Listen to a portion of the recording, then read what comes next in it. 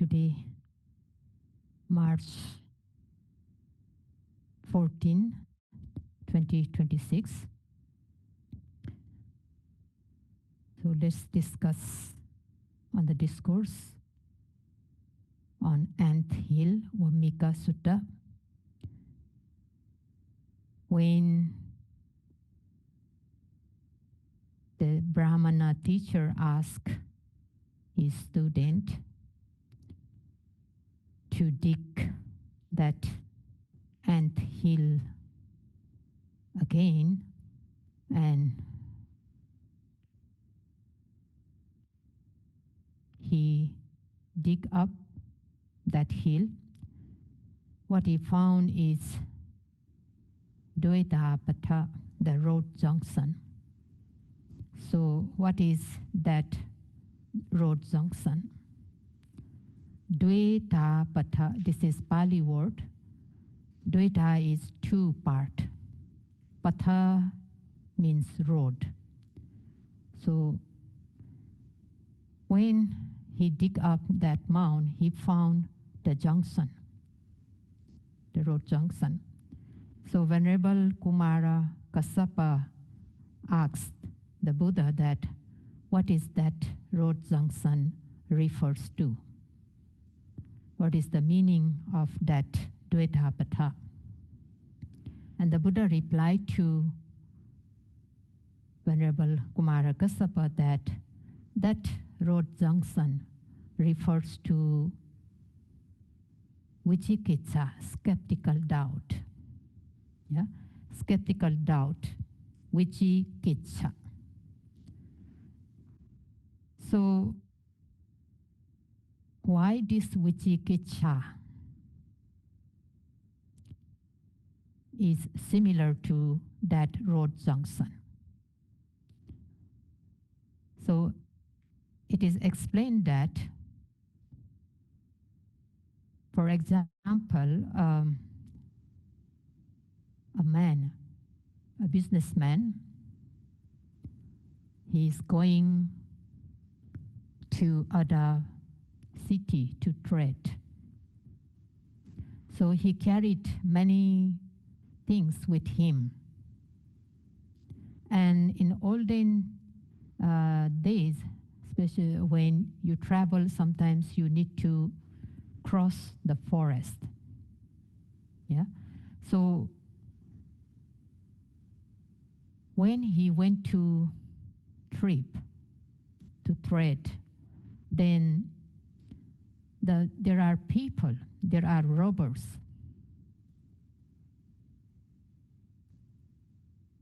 and they come to know that this man is going to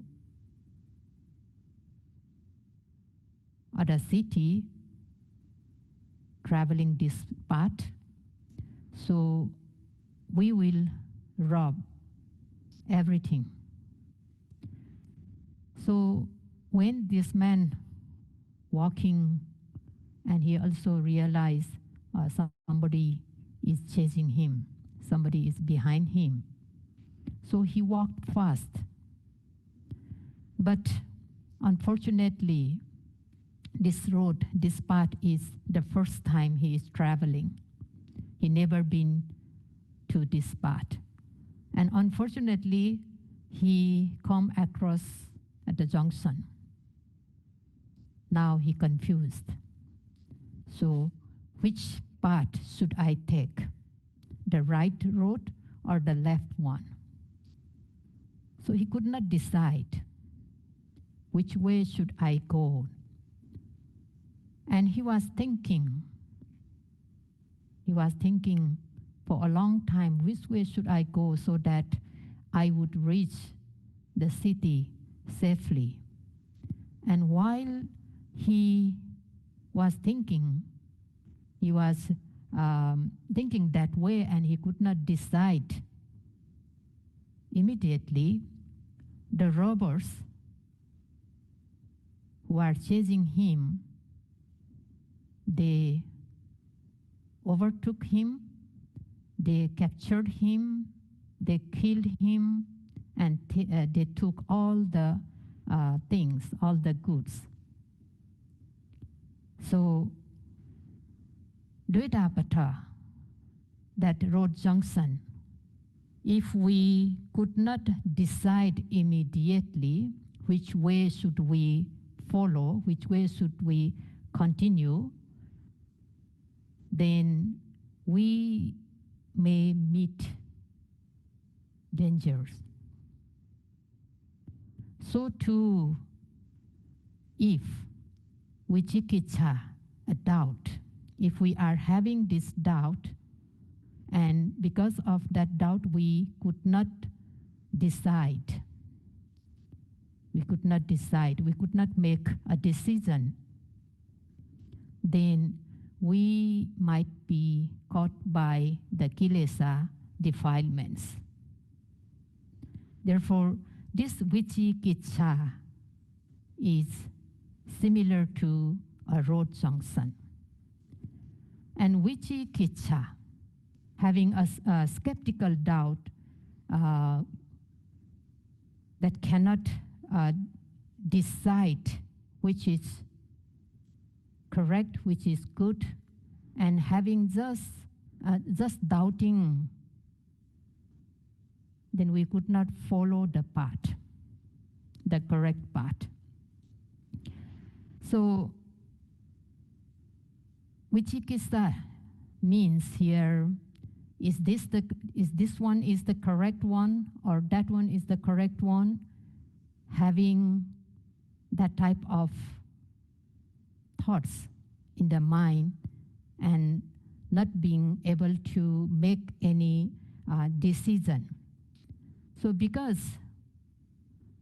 one cannot make decision, just having many thoughts in the mind, thinking about that for a long time, that makes us very tired, mentally very tired.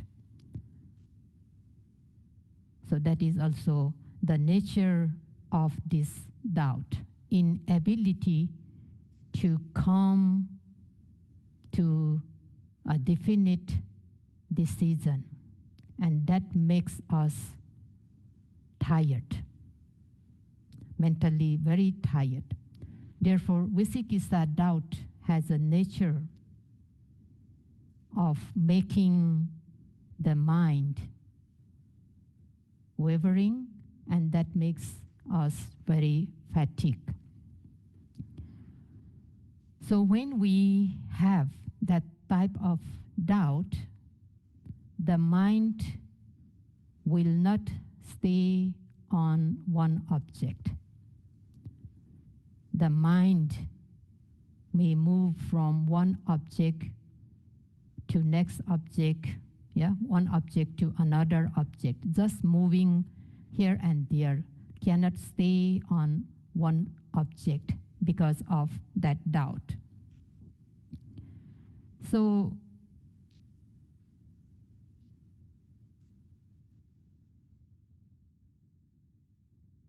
now we are told that, this body is the collection of 4 great elements.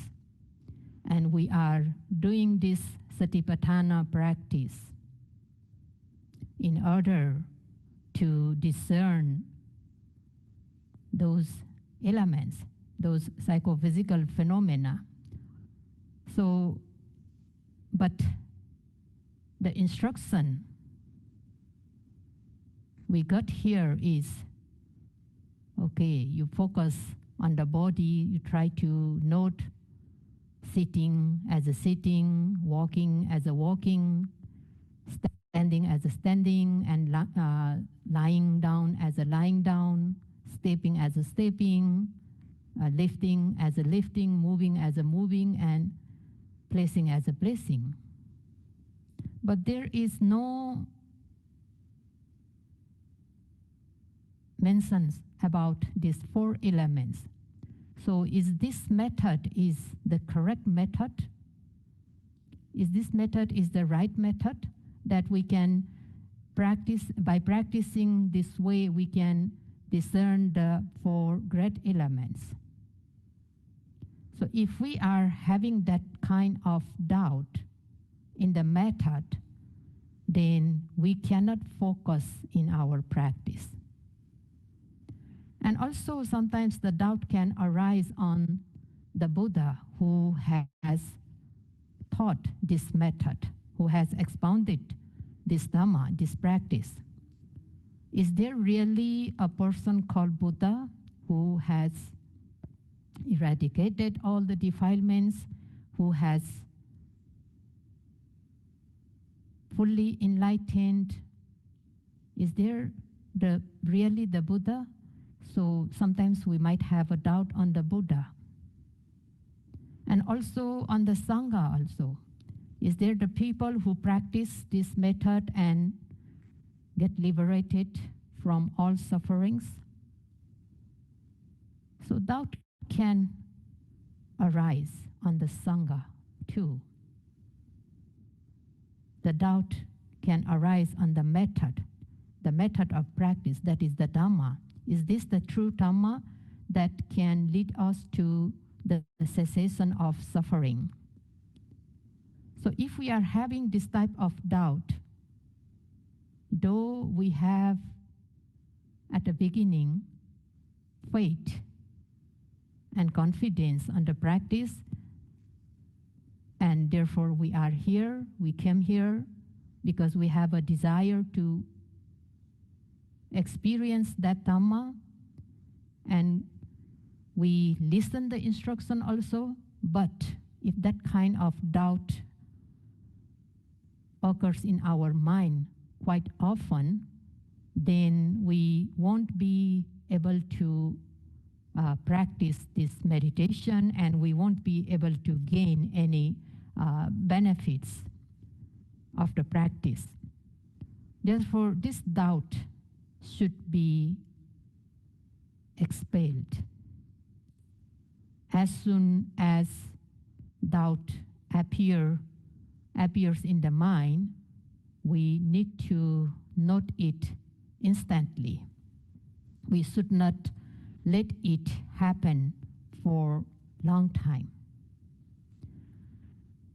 Sometimes during the practice, while we are observing the every presently arising objects, at that time also sometimes we might have some doubts. We start to analyze, sometimes we start to judge whether I am doing correctly or not, whether the objects I am noting in the sitting meditation or in the walking meditation, is that real or not? Do I noting those objects systematically or not, correctly or not? Sometimes what I experience is a real experience, or I might be imagining those things. Am I creating those experiences? Even in noting rising, falling, you all have experience, right? Sometimes the rising, falling is occurring by itself, or I am making this rising, falling to occur. I am manipulating this rising, falling. Sometimes we might have that type of doubts while observing the objects. So when that type of doubt, sometimes it occurs, we cannot stop them from occurring. If we cannot keep our mind only focused on the objects, then at that time that doubt will not arise. But sometimes our mindfulness is not very strong enough yet, so that doubt can arise at any time. But what we have to do is we have to note it immediately. When the student told his teacher that I found a junction here, the teacher asked him, then remove it, throw away. So too in the practice, in the course of practice, if the doubt occur in the mind, and if we notice it, we have to note it immediately. That way we can dispel that doubt. And sometimes, at the very beginning of the retreat, at the very beginning of the practice, we do not put much effort. We do not follow the instructions. And we are practicing superficially. We are practicing superficially. We are not applying effort to note every arising objects. The first day also we do practice that way. The second day, the third day. So for a week or many days, we practice superficially. We do sitting meditation. We are sitting, closing eyes, but we are not focusing the objects. We are thinking or imagining something. So when we keep on practicing that way, we practice for many days, but we won't be able to experience anything in the practice. We are observing rising, falling, but we observe it in the superficial way, in casual way. We don't focus our mind on the object of rising, falling movement. So we won't see the very true nature of that rising and falling. Every time, every day, we feel that, oh, there is just a movement, inward movement and outward movement. We just see that. Even that movement is not clear to us, very blur. So when we are experiencing that way, slowly we lose interest in the practice. Oh, every time, though I'm watching, I'm observing rising, falling, I didn't see anything. So we become very bored, noting that rising and falling movement. Not only rising, falling, because the mind is not focused inside. The mind is always flying here and there. So not only rising, falling, we also won't experience anything. We won't be able to see the Vedana, painful sensations. Sometimes, for the very beginners, mostly at the beginning of the practice, they will experience pain, especially when they gain some concentration. They will experience an extreme pain. The pain appear in the meditation, the extreme pain, when they develop some concentration. But some people said, some very beginners would say that, oh, I don't have any pain. Yeah, some people, they don't have pain, but most of the Vipassanā practitioners first experience pain. But they said, oh, I don't have any pain. They don't feel any pain, anything, because they are not focused in the objects. the mind always moving outside, not inside. And they do not notice that. They do not realize that, how the mind behaving at that time. They do not notice that.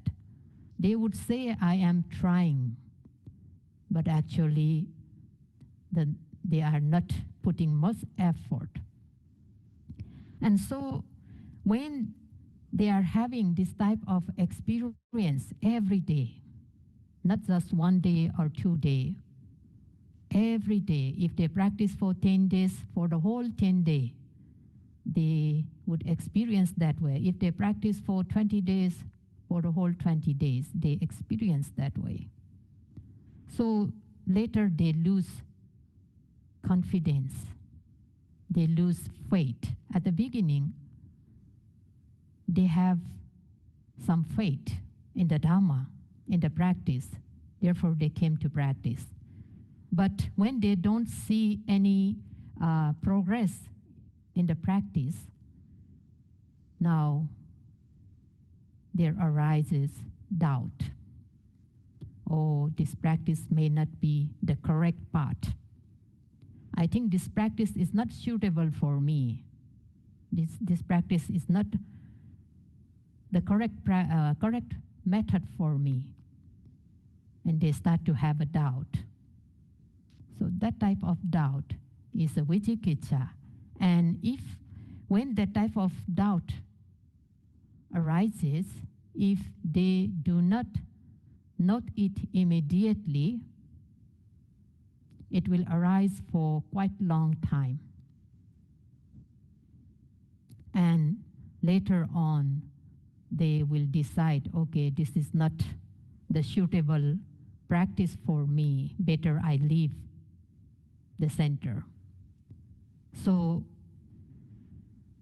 doubt is a kind of hindrance that can bring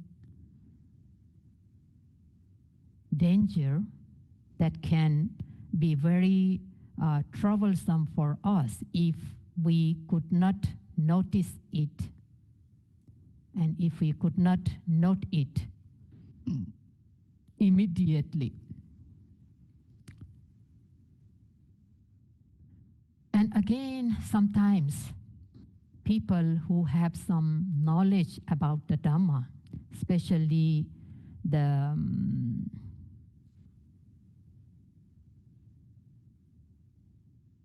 Suttamaya Jnana, the knowledge gained through learning.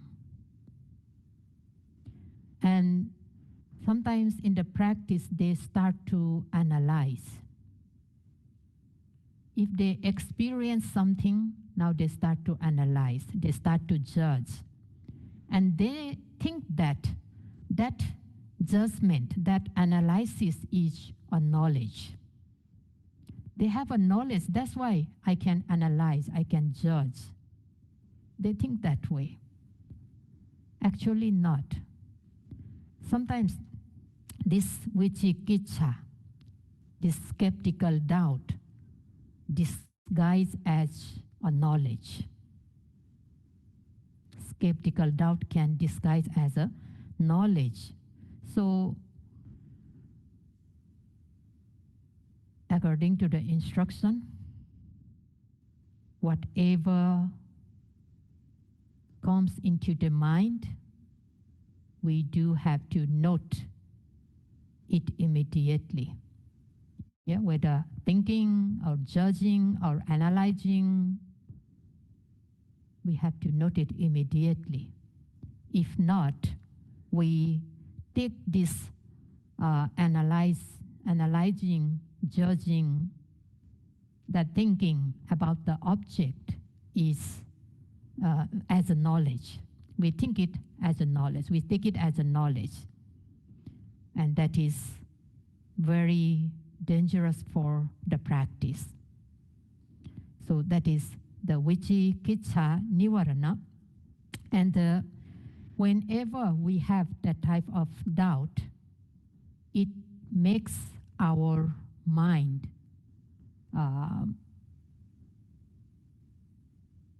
wavering, shaking. The mind will not be in quiet state. The mind will not be in quiet state. The mind is shaking, unsteady, so it is like a muddy water. We cannot see the things clearly in the muddy water. Only if the water is very clean, we can see the things inside that water. So this type of skeptical doubt prevents Vipassanā knowledge from arising. Therefore, doubt should be dispelled immediately by learning, by discussing, and in Vipassanā practice by noting. It is normal, it is natural. Sometimes the doubt may arise, but as soon as it arises, we have to note it as a doubt, and again pay attention back to the either main object or the other secondary objects that we are noting before. So here, Doeta Pata, a road junction, refers to a skeptical doubt, and this is one of the hindrances. And after that, the teacher, when the teacher asks the student to dig that ant hill continuously, and he dig up. So what he found that he found strainer, a filter. He found a strainer, soap water strainer. In Pali, it is Vara. So the student told his teacher, "Oh teacher, I found here a soap water strainer." Then the teacher asked him, "Okay, remove that, throw away that strainer and continue digging." So here, what is that soap water strainer? In olden days, they do not have a soap bar like nowadays we do have. We use nowadays soap bar, liquid soap to wash clothes. In olden days, they do not have that type of soap bar. So what they use they use a sandy water to get a soap, and they need to strain that one. So they use a strainer. They put they pour that sandy water on that strainer, and they get a very refined sense that can use as a soap. And also this Vara is translated as a filter of ash. Sometimes they use ash to filter that soap water. And that liquid which passes through that ash can use as a soap. So what is that strainer, soap water strainer?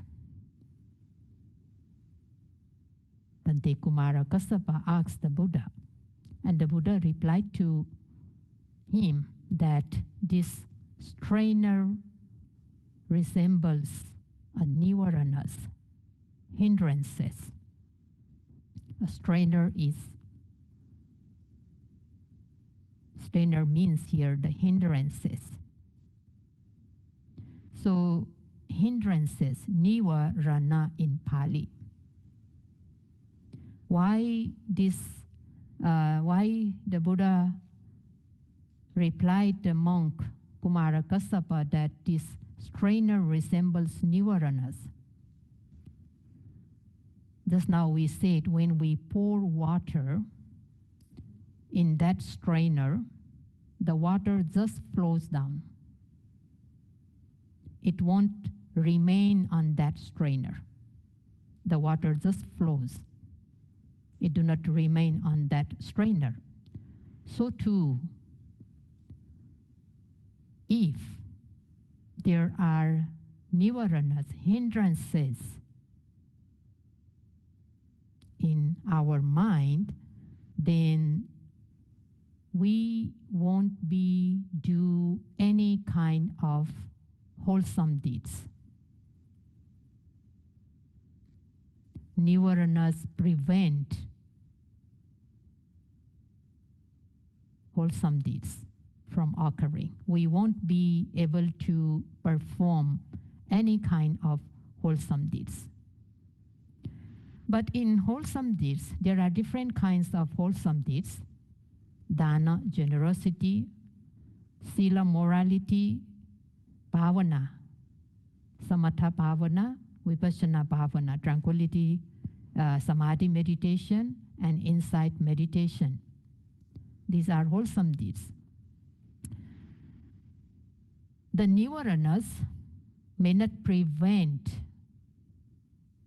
the performance of dana and sila, because though there are hindrances in our mind, we can still do dana. We can still observe sila. Yeah, sila, morality, controls the physical and verbal actions, not the mind. When we observe morality, sila, it means we are refraining unwholesome physical and verbal actions. The morality, by observing moral precepts, we cannot control our mind from thinking unwholesome dhammas. We cannot prevent defilements in our mind just by observing precepts. For that, we need to do the samadhi bhavana and panya bhavana. Samadhi bhavana here means tranquility meditation. Panya bhavana, insight meditation. We need to develop concentration and wisdom. So to develop concentration and wisdom, to perform that type of wholesome deeds, we need to dispel nivarana, hindrances. If there are hindrances occurring constantly in our mind, we cannot practice this meditation. We cannot practice samatha meditation. We cannot practice Vipassanā meditation. Yeah? Samatha, tranquility meditation, we develop concentration, observing just one object. Yeah? Taking just one object. Focusing our mind in just one object, we develop concentration in samatha practice. If hindrances occur one after another in our mind, we cannot focus on that samatha object. In Vipassanā too, if the hindrances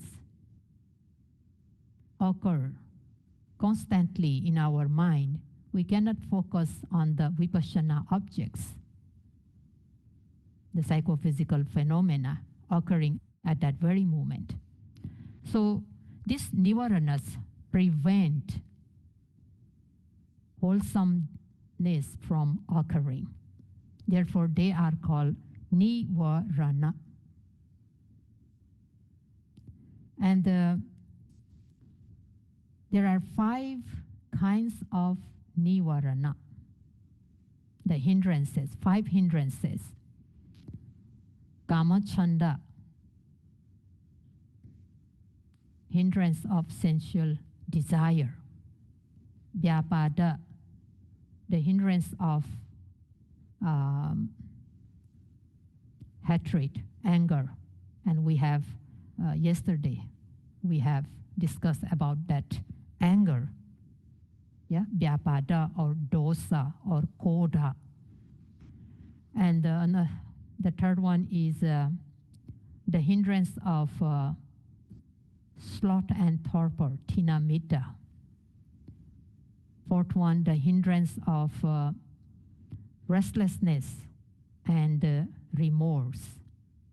And the fifth one, the hindrance of skeptical doubt, Vijjicchā. Just now we discussed. So there are 5 hindrances, and these hindrances are compared with that strainer. As the water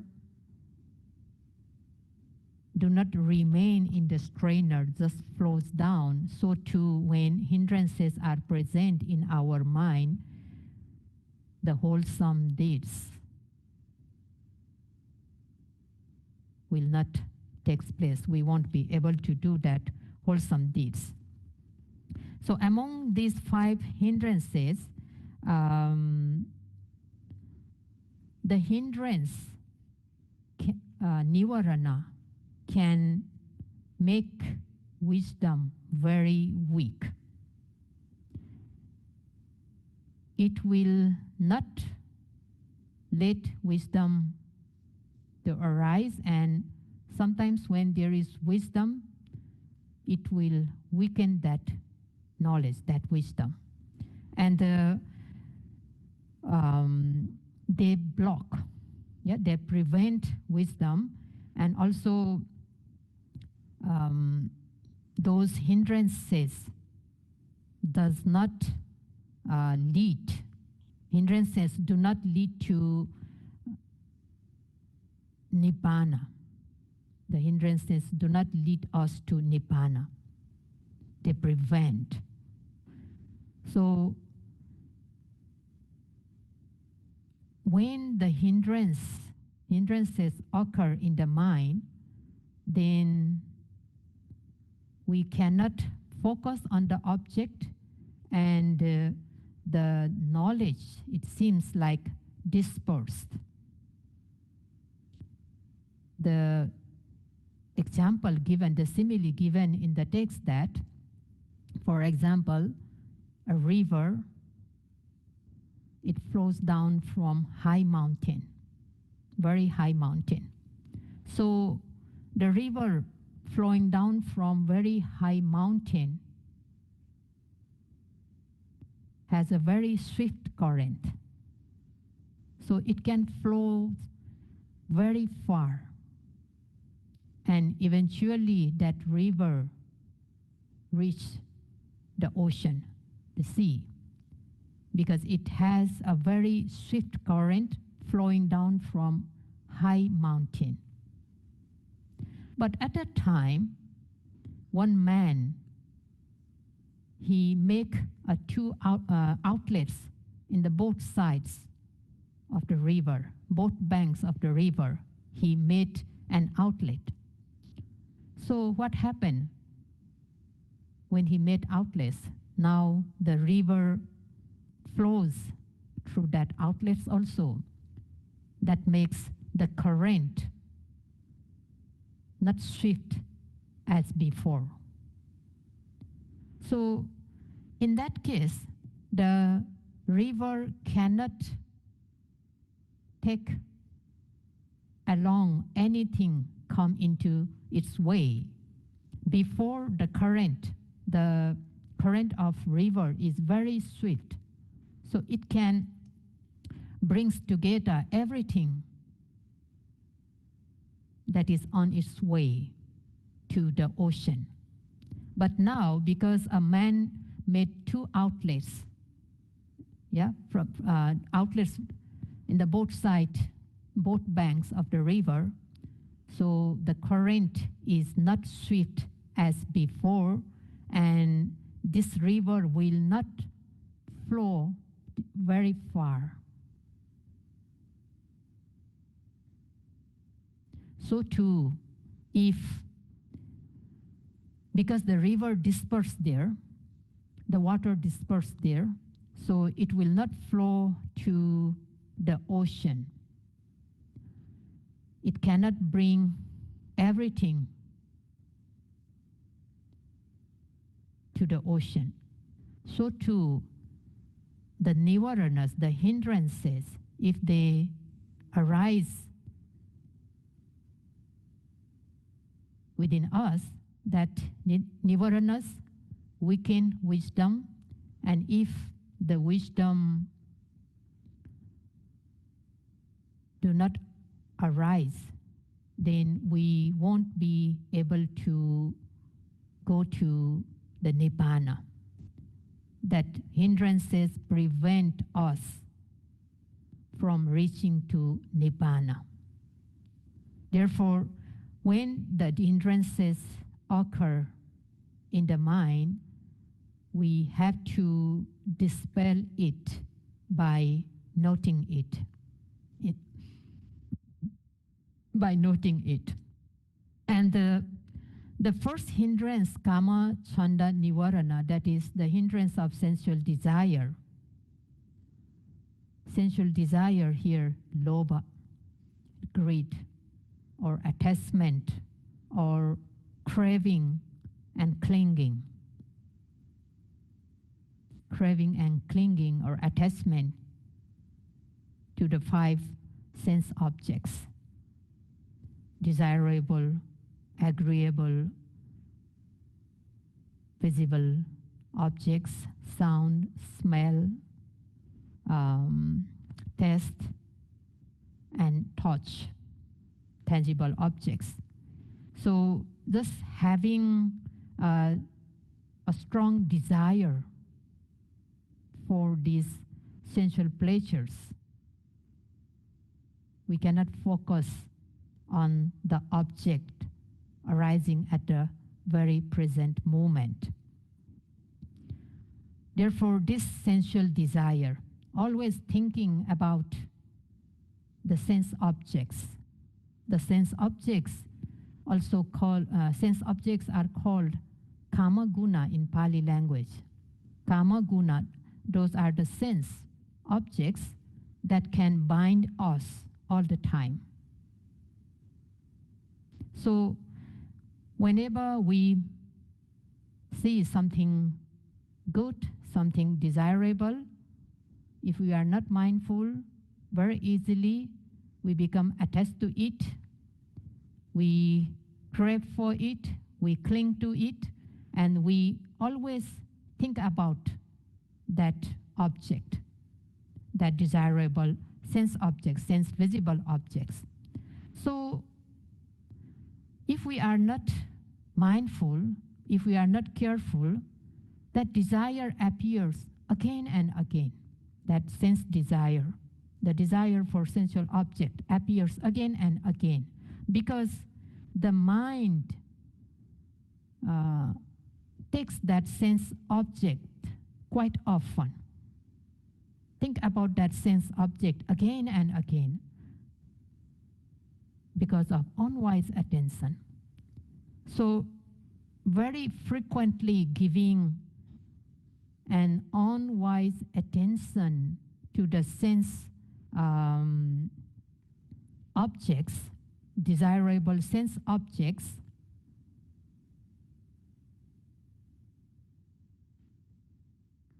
produces this sense desire again and again. We are thinking about that sense object again and again. Just now, yesterday, we heard sometimes this anger, it grows. How it grows? Because we are paying unwise attention to the object of that anger. We are taking that object, that cause anger again and again. We are not noting it, we are not observing it, but we are recalling it again and again in the mind, and therefore the anger grows bigger and bigger. In the case of this sensual desire too, when we saw something desirable and we think, oh, it is very good, very nice, we attach to it, we crave for that object, and we just keep on thinking about that sense objects, and so this sensual desire continue to arise. And when this sensual desire arises continuously and we are not observing it, we are not noting it, then we lose mindfulness. We lose mindfulness, we forget about the psychophysical phenomena occurring at that very moment. And so that Kamachanda Nivarana prevents the wholesomeness, the Vipassanā wholesomeness from arising. So the Buddha said that you have to dispel that hindrance of sensual desire by observing it, by noting it immediately. It can come, that desire might arise, but what we have to do is, oh, this is object now. Yeah, this is object of meditation. We try to note it immediately. If we are able to note that type of sensual desire immediately with full force and focusing, then that is the Manupasana, the contemplation of Dhamma objects. So that is the Dhammanupasana Satipatthana. And we continue this talk in next time. That's all for today.